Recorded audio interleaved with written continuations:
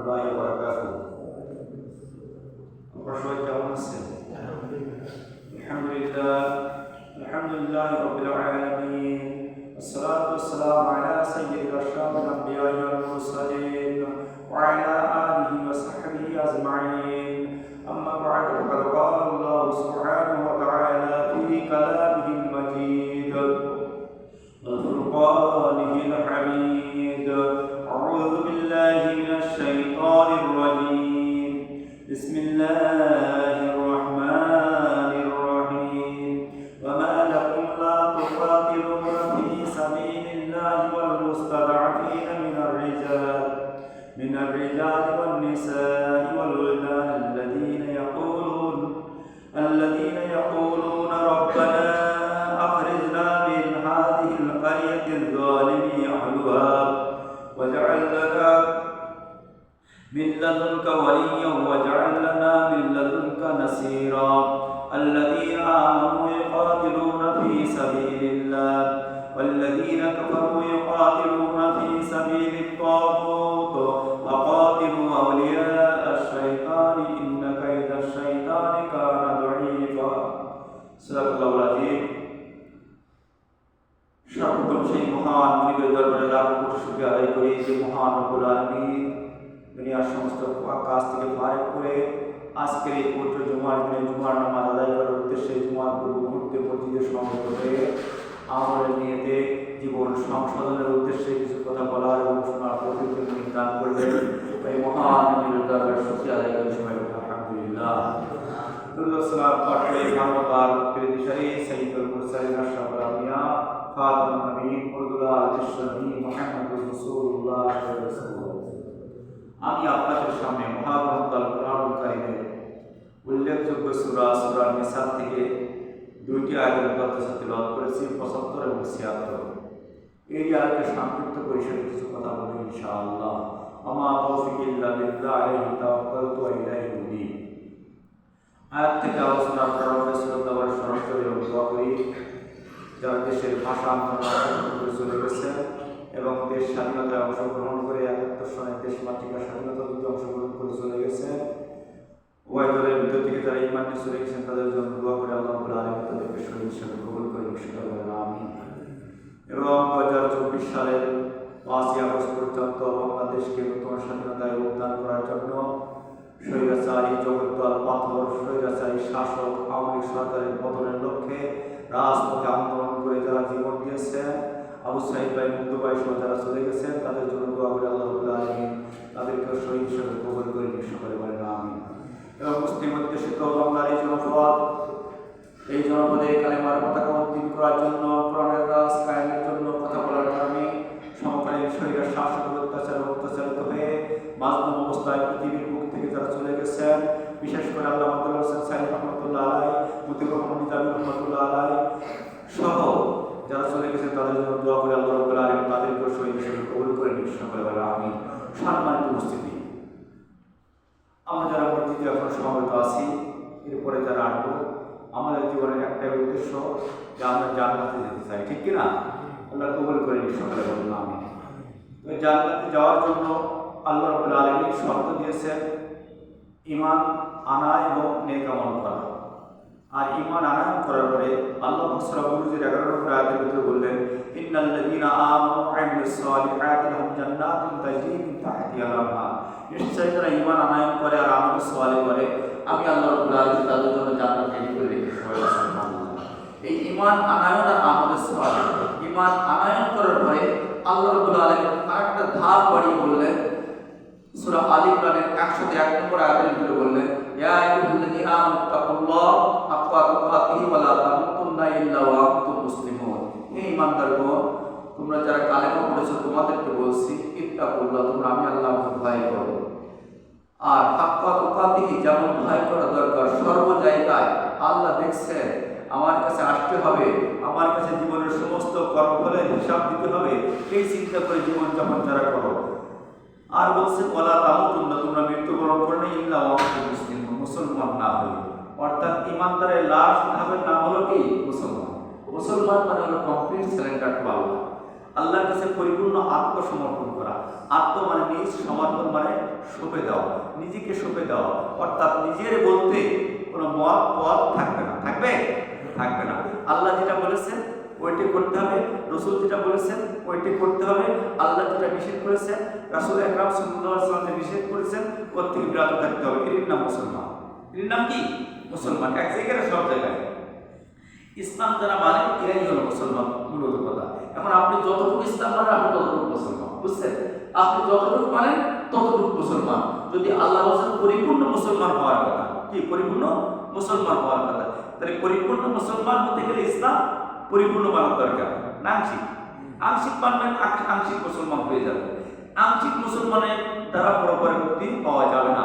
যেমন কোন ছাত্র, এই যে এসএসসি পরীক্ষা শুরু হয়েছে, দাখিল পরীক্ষা শুরু হয়েছে, মনে করে একটা ছাত্র খুব ভালো ছাত্র 9টা সাবজেক্টে পরীক্ষা দিল, একটা সাবজেক্ট পরীক্ষা দিল না, 9টা সাবজেক্টে ভালো রেজাল্ট করলো, 9টা সাবজেক্টে মনে করেন যে 80 করে ভালো গোল্ডেন এ প্লাস পেয়ে গেছে, ও সেটা কি পাস করবে? বলে পাস করবে না। তাই আংশিক পরীক্ষা দিয়েছে, একটা পরীক্ষা দেয়নি, একটা পরীক্ষা না দেওয়ার কারণে সে পাস করবে না।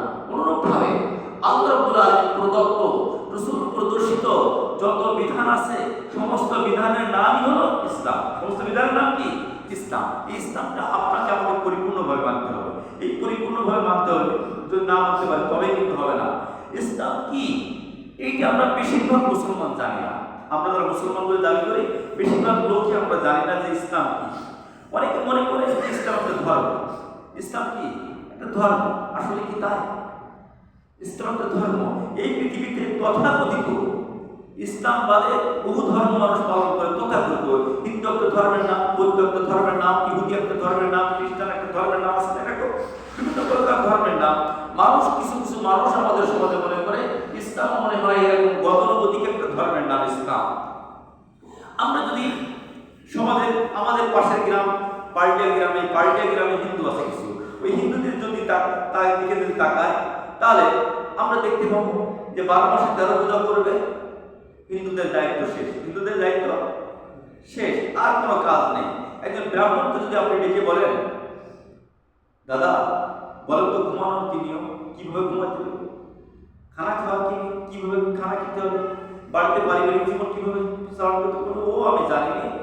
12 মাসে 13 পূজায় আমি মূর্তির কাছে যাবো আর বলবো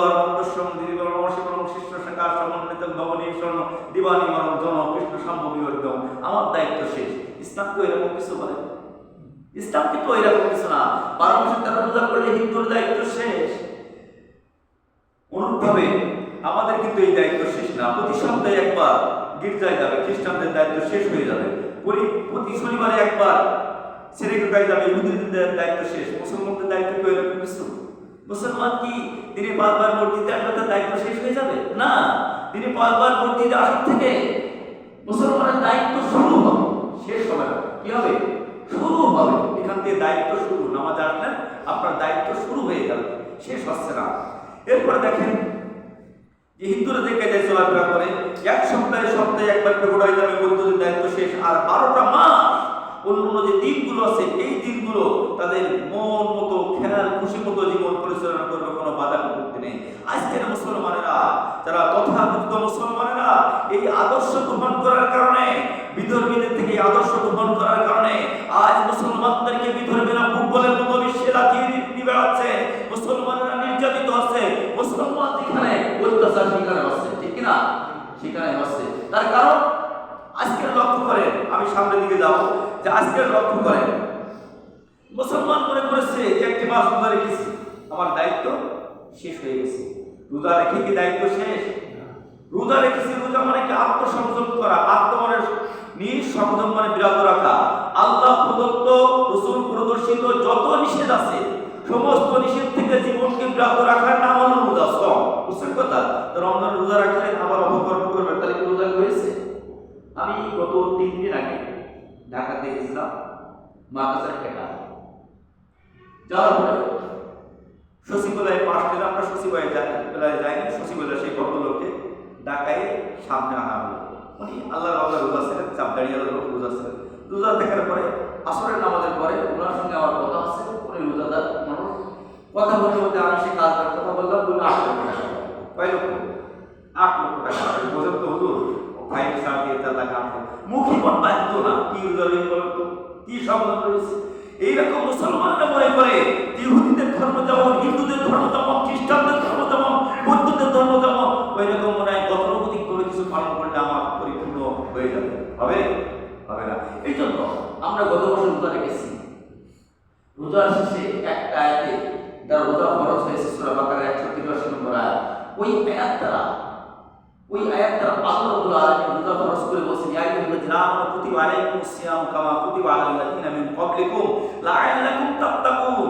এই বান্দাগণ তোমাদের উপরে আমি আল্লাহ রাব্বুল আলামিন রমজান রোজা ফরজ করেছিলাম যেমন তোমাদের পূর্ববর্তী লোকদের উপরে রোজা ফরজ করেছি সম্ভবত তোমরা তাকওয়া অর্জন করবে সম্ভবত তাকওয়া অর্জন করবে। এখন রোজা রেখে তাকওয়া হয়নি রোজার আদর্শটা যদি বাকি 11টা মাস তুমি ধরে রাখতে পারো আসসামুলি ওয়া আনা আযিবিহি রোজা আমার আমি আল্লাহর বদলা নিজেই দেব দিতেই থাকবো অন্য একটা হয়তো আসসামুলি ওয়া আনা উযযাবিহি রোজা আমার এর বদলা আমি আল্লাহ নিজেই বান্দা জাহান্নামী হয়ে যাচ্ছে রোজার বান্দা আমি আল্লাহ তার মাঝে দাঁড় রাখবো পুরের পর্দা দাঁড় রাখবো বান্দা জাহান্নামে যাবে না তার বদলা আমি নিজেই দেব সুবহানাল্লাহ। যদি সে এইভাবে করে এই জন্য আমাদের যে সিস্টেম আছে ইসলাম কি আমি যদি এখন জিজ্ঞাসা করি ইসলাম কি অনেকে বলবে নামাজ পড়া রোজা রাখা বিভিন্ন প্রকার বলবে ইসলাম যে একটা জিনিস যেমন আমাদের সমাজে বিভিন্ন জিনিসের নাম আছে ইংরেজিতে নাম আছে প্রোনাউন আছে এর একটা সংজ্ঞা আছে না সংজ্ঞা আছে কিনা একটা সংজ্ঞা আরবিতে কালেম আছে ইসম আছে ফেল আছে বাংলা আছে পদ আছে বিশেষণ আছে বিভিন্ন প্রকারই আছে এর একটা সংজ্ঞা আছে।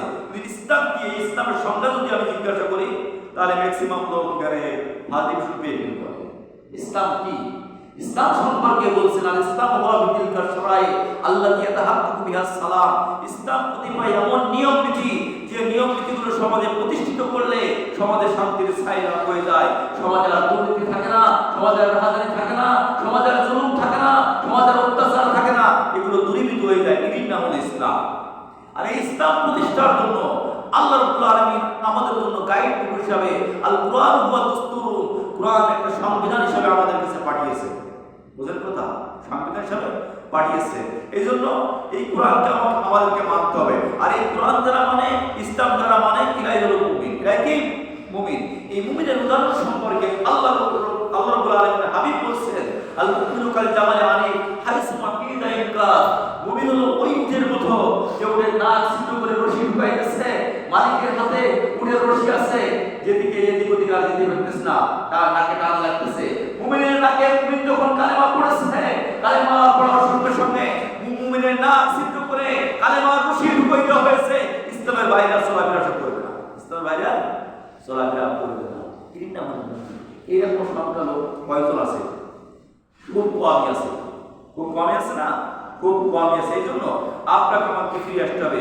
আজকে আমরা ইসলাম গতানুগতিক একটা ধর্ম মানার কারণে বিশ্বের মুসলমান শুধু বাংলাদেশ নয় বিশ্বের মুসলমানরা ইসলাম একটা গতানুগতিক ধর্ম মনে করেছে 5 ওয়াক্ত নামাজ পড়বো 30টি রোজা রাখবো হজ করবো যাকাত দেব আমি মুসলমান হয়ে গেছি আমার দায়িত্ব শেষ হয়ে গেছে।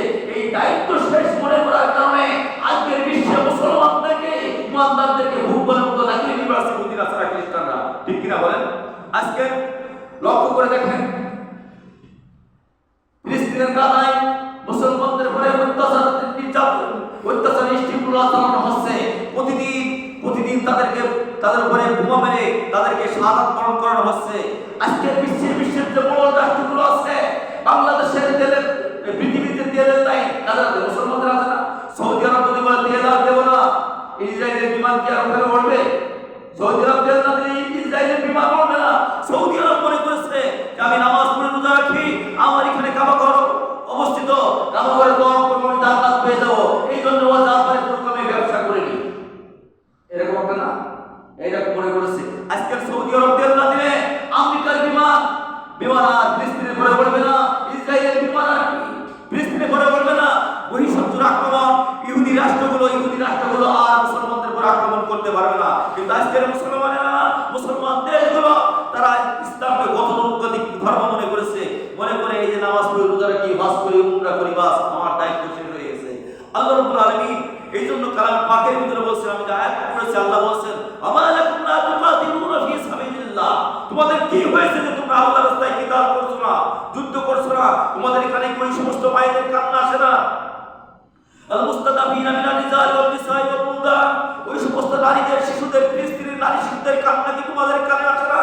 তারা ওখান থেকে ক্রন্দন করে বলছে, রব্বানা আখরিজনা মিন হাযিল কারিয়াতি যালিমা আহলুহা, আল্লাহ এই জালেম সম্প্রদায় থেকে আমাদেরকে বের করে নিয়ে দাও। রব্বানা, আমাদের রব, আখরিজনা, আমাদেরকে বের করে নিয়ে দাও মিন হাযিল কারিয়াতি যালিমা আহলুহা, এই জালেম সম্প্রদায়ের পথ থেকে, এখান থেকে আমাদেরকে বের করে নিয়ে দাও। ও বিশ্বের মুসলমানেরা, তোমাদের কানে কি আওয়াজ যায় না? এই আওয়াজ শোনার পরে তোমরা কিভাবে মুসলিম রাষ্ট্র হয়ে তারা ফিলিস্তিনের মুসলমানদের উপরে অত্যাচারের তীব্রতা চালায়, তারা প্রতিদিন বিমানে করে গোলাবারুদ চালায়, ওই বাহিনীর কাছে, ওই রাষ্ট্রের কাছে কিভাবে তেল বিক্রি করো? বুঝছেন? কিভাবে তেল বিক্রি করো?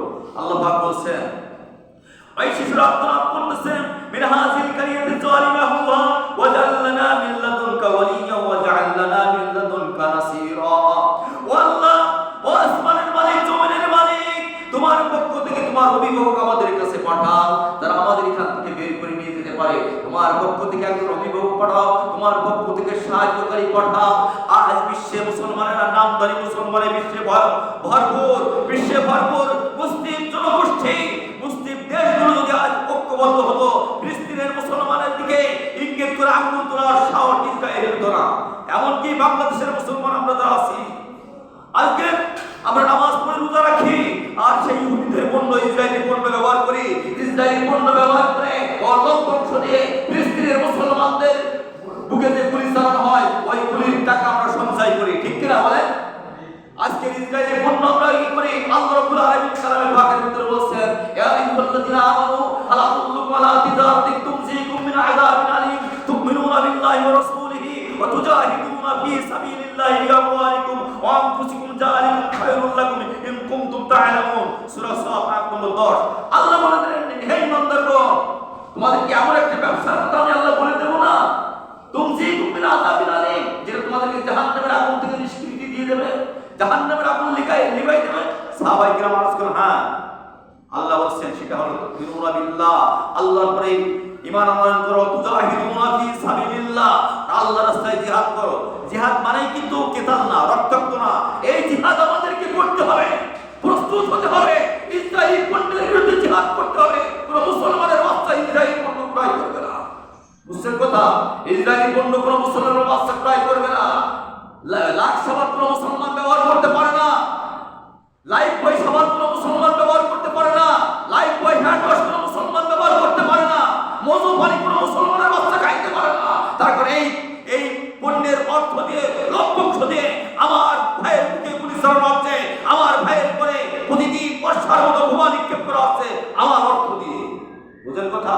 আমি তো নামাজ পড়ি, রোজা রাখি, আবার তাই মোটামুটি ওই পানি কিনে খাই, বুঝছেন?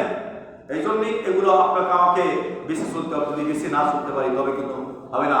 ইমানদার কারা? আল্লাহ পাক বলেন, আল্লাযীনা আমানু ইউকাতিলুনা ফি সাবিলিল্লাহ, যারা ইমানদার হলো ওরাই তারা আল্লাহর রাস্তায় সংগ্রাম করবে, জান দিয়ে, মাল দিয়ে, জীবনের সর্বশক্তি প্রয়োগ করে আল্লাহর জমিনে আল্লাহর দ্বীন কায়েম করার জন্য মুসলমানদের সহায়তা করবে।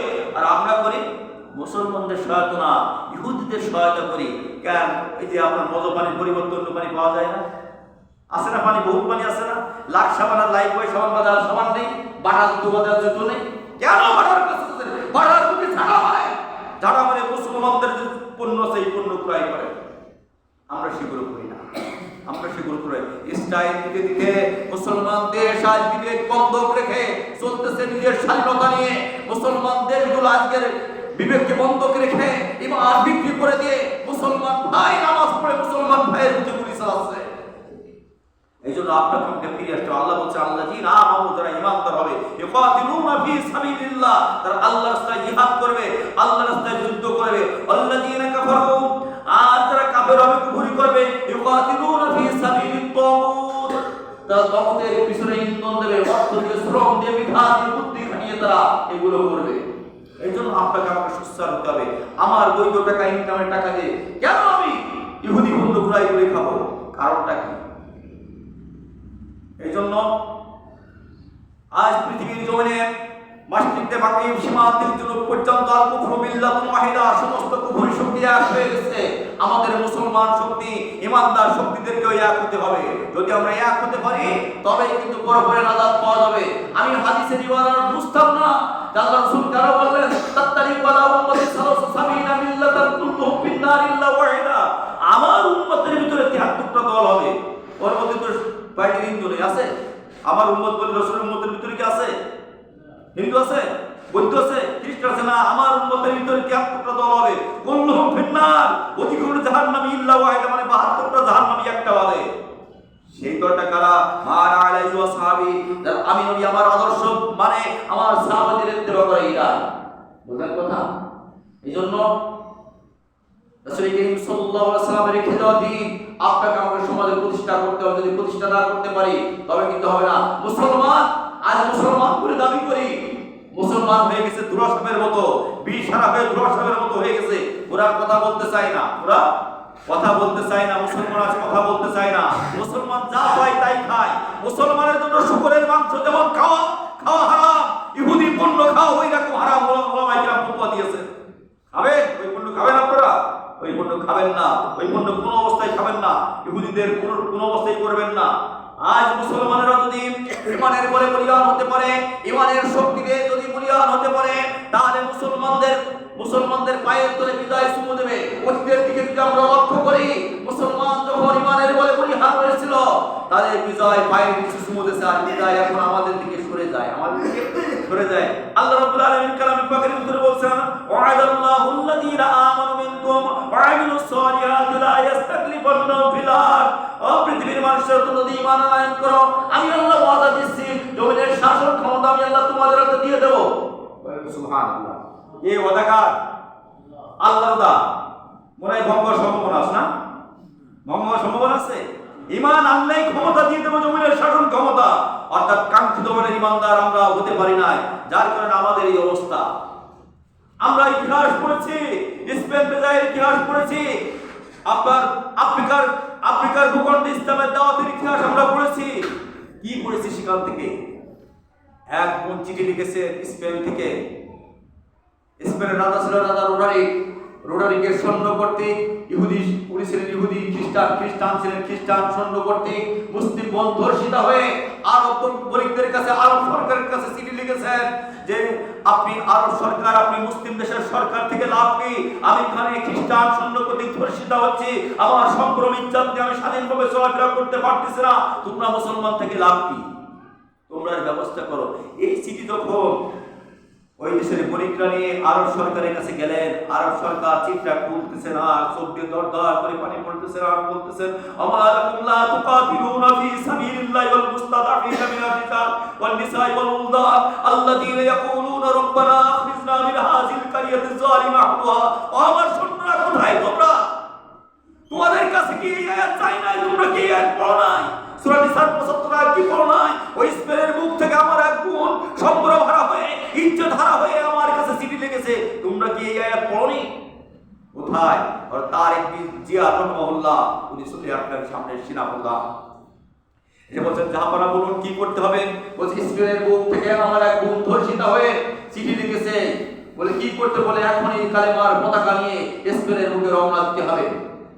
4000 পদাতিক সৈন্য নিয়ে তারিক বিন জিয়াদ রাহিমাহুল্লাহ আরব সাগর পাড়ি দিয়ে ডিঙ্গি নৌকায় চলে, তখন তো এরকম ব্যবস্থা ছিল না, ডিঙ্গি নৌকায় বাস ধরে 4000 সৈন্য নিয়ে স্পেনের মাটিতে যখন পা দিলেন, স্পেনের মাটিতে পা দিয়ে তারিক বিন জিয়াদ রাহিমাহুল্লাহ উনি বললেন তোমরা এখানে দাঁড়াও, সমস্ত নৌকার পাল, ডিঙ্গি নৌকার পাল তুলে দাও। পাল তুলে দিয়ে সমস্ত ডিঙ্গি নৌকাগুলো পুড়াই দিলেন, ভূগর্ভে তলায় দিলেন, আরব সাগরের তলায় দিলেন। আইনাল মাফার, ও সৈন্যরা পালাবা কোথায়? সামনে রোডারিকের 1,20,000 খ্রিস্টান সৈন্য, আর পিছনে ভারত সাগর। হয় এই সাগরের ভিতরে হাবুর মুখে শরীরের সমাধি হবা, না হয় ওদের সঙ্গে যুদ্ধ করবা। কোনটা করবা? বললে আমরা যুদ্ধ করে মরতে চাই, আমরা যুদ্ধ করতে মরতে চাই। তাই যুদ্ধের ভিতর থেকে আমার জান্নাত। আল্লাহ রাব্বুল আলামিন কালামের পাকের ভিতর বলেছেন হাল আদুল্লুকুম আলা তিজারাতিন তুনজিকুম মিন আযাবিন আলিম তুমিনুনা বিল্লাহি ওয়া রাসূলিহি ওয়া তুজাহিদুনা ফি সাবিলিল্লাহ। আল্লাহর জন্য আল্লাহর দ্বীন কায়েমের মধ্য দিয়ে আমরা নাজাত নিতে চাই। এই ব্যবসা আল্লাহ রাব্বুল আলামিন আমার রাসূলের মাধ্যমে শিখিয়েছেন। এর কর্তা আরিফ বিন জিয়াদ রাহিমাহুল্লাহ ওখান থেকে নারায়ে তাকবীর আল্লাহু আকবার স্লোগান দিলেন। স্লোগানকে সামনের দিকে যাচ্ছেন, সামনে যেতে যেতে সামনের দিকে যখন যাচ্ছেন যেতে যেতে রোটারিকে সুন্দরা নারায়ে তাকবীর আল্লাহু আকবারের প্রকম্পিত আওয়াজ শুনে তারা থরথর শুরু করলো। স্পেনের মাটি প্রকম্পিত হচ্ছে। তারা যে বলল রোটারিকে কাছে যে বলতেছে জাপানের কাজ হয়ে গেছে। কোথা থেকে লক্ষ লক্ষ সৈন্য এই স্পেনের ভিতরে ঢুকে গেছে। বলছে তারা কারা? বলছে হাতে তরবারি, নারায়ে তাকবীর আল্লাহু আকবারের স্লোগান শুনে মনে হয় তারা মুসলমান। সুতরাং ওই লক্ষ লক্ষ মানুষের মোকাবেলা করা আমাদের সম্ভব না।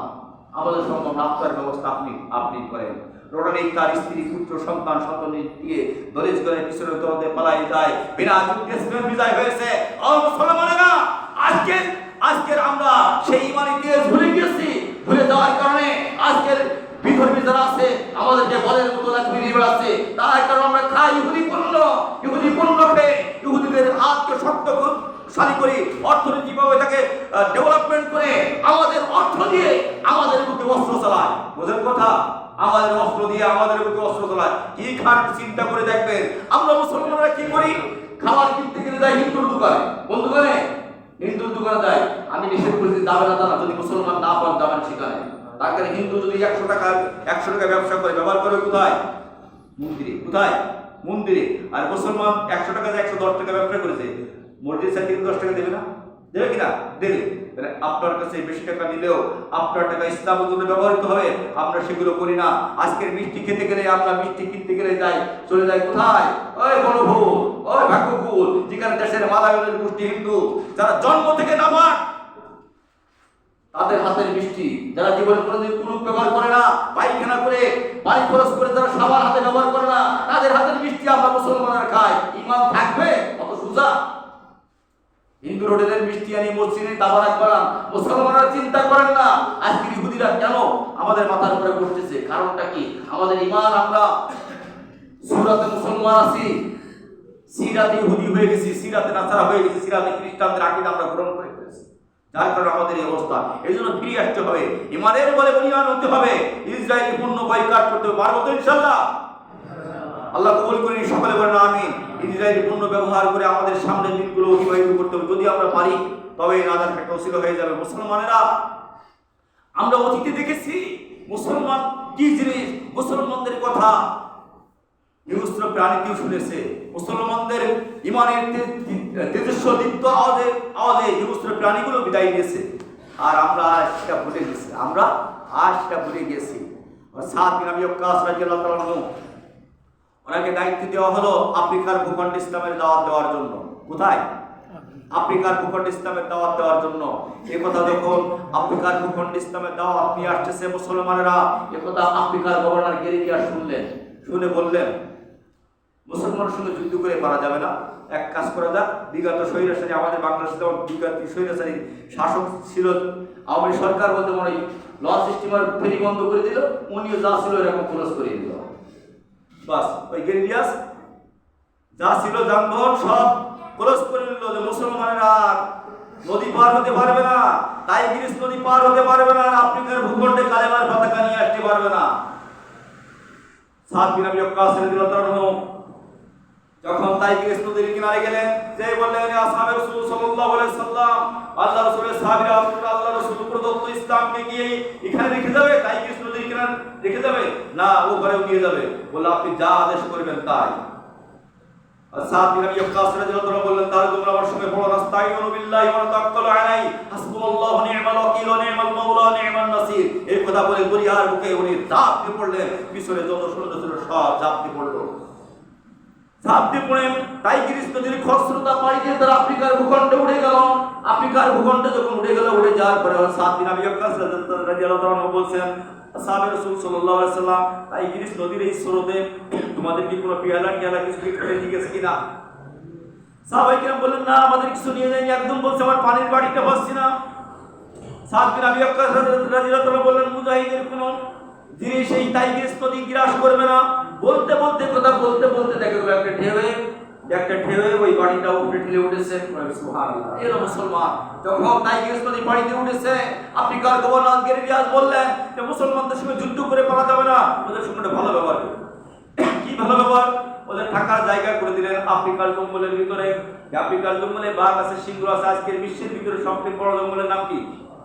আফ্রিকা জঙ্গল। এই জঙ্গলের ভিতরে জায়গা করে দিলেন।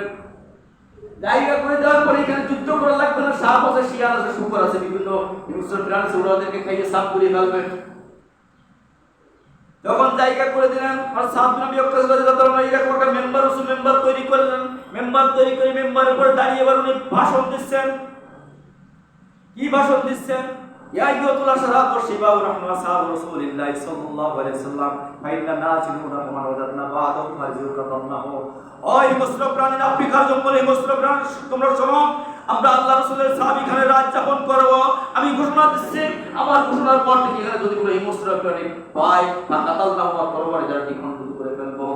আফ্রিকার জঙ্গি মানুষরা বলেন, আজকের মুসলমানদেরকে আমরা মনে করতাম বুদ্ধিমান, আর আজ মুসলমানেরা খুতবায় আলোচনা করে হিংস্র প্রাণীদের বাঘের সঙ্গে কথা বলে, শিয়ালের সঙ্গে কথা বলে, এদের কথা কি শুনে এত পাগল।